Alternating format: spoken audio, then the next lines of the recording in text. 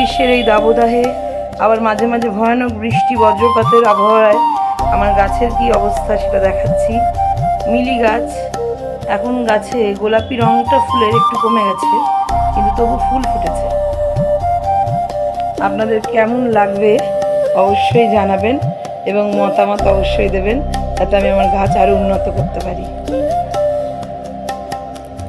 এইখানে আমি আবার এই গাছেরই কটা লেবু তুলেছি, দুটো লেবু তুলেছি, কি জাতের জানি না, কিন্তু বেশ সুন্দর গন্ধ হয়, তবে খুব বেশি বড় হয় না, জানি না আর কতটা বড় হতো। এই সেই গাছ, ছোট ছোট লেবু হয়েছে, কিন্তু আরও বেশি হতো। এবারে ফুলের তুলনায় ফলন অনেকটাই কম। লাগিয়েছি কাগজ ফুলের গাছ, এখনো ফুল হয়নি। এইটা লাগিয়েছি নতুন টবে ফুল গাছ, কীরকম ফল হবে আমি জানি না, আদৌ হবে কি না। এটা আমার বাড়ির নতুন অতিথি, সাথে রংবাহারি নয়নতারা তো আছেই, এটা সাদা নয়নতারা, ফাঁকা বাগানেও আলোকিত।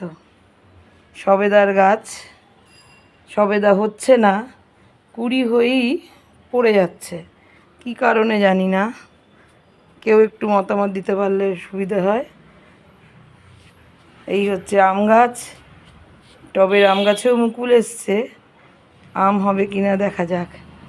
এখানেও ছোট ছোট আম তৈরি হয়েছে, কিন্তু আলটিমেটলি পড়ে যাচ্ছে, জানি না এইবারের বাট কী হবে। গাছ দেখতে তো সবসময়তেই ভালো লাগে। এই হচ্ছে আমার বড় বড় আম গাছ, যা আমে পূর্ণ ছিল আজ তা শূন্য, শুধু সবুজ পাতার শোভা।